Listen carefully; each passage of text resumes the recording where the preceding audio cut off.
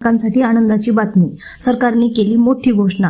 केंद्र सरकारने 8व्या वेतन आयोगाच्या स्थापनेला मंजुरी दिल्यानंतर देशभरातील लाखो केंद्रीय कर्मचारी आणि पेन्शनधारकांमध्ये आनंदाचे वातावरण आहे.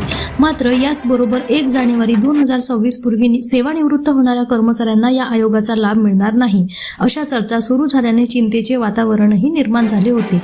आता यावर स्वतः अर्थमंत्र्यांनी राज्यसभेत स्पष्टीकरण देत या चर्चांना पूर्णविराम दिला आहे. 8व्या वेतन आयोगाची अंमलबजावणी. सध्या देशात 7वा वेतन आयोग लागू आहे, जो जानेवारी 2016 पासून अंमलात आला होता.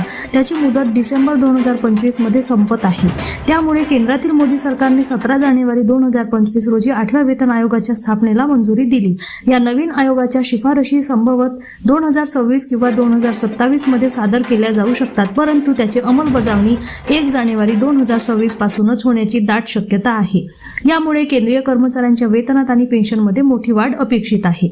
मात्र याच दरम्यान अशी चर्चा सुरू झाली की जे कर्मचारी किंवा पेन्शनधारक 1 जानेवारी 2026 पूर्वी सेवानिवृत्त झाले आहेत, त्यांना 8व्या वेतन आयोगाच्या फायद्यांपासून वंचित ठेवले जाईल.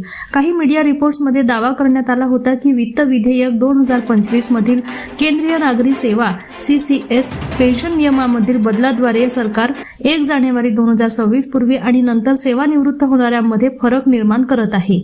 8व्या वेतन आयोगामुळे सरकारवर पडणाऱ्या अंदाजे 1 लाख कोटी रुपयांच्या आर्थिक बोजामुळे हा बदल केला जात असल्याची शक्यताही वर्तवण्यात आली होती, ज्यामुळे कर्मचाऱ्यांची चिंता वाढली होती. सर्वांना लाभ मिळणार. वाढत्या चिंता आणि चर्चांच्या पार्श्वभूमीवर अर्थमंत्र्यांनी राज्यसभेत यावर अधिकृत स्पष्टीकरण दिले आहे. त्यांनी स्पष्ट केले आहे की 1 जानेवारी 2026 पूर्वी निवृत्त होणाऱ्या कर्मचाऱ्यांना 8व्या वेतन आयोगाचा लाभ मिळणार नाही. या केवळ अफवा आहेत. या चर्चा साफ खोट्या आहेत. अर्थमंत्र्यांनी सांगितले की अलीकडेच पेन्शनच्या नियमामध्ये करण्यात आलेले काही बदल हे केवळ विद्यमान धोरणांची पडताळणी करण्यासाठी होते.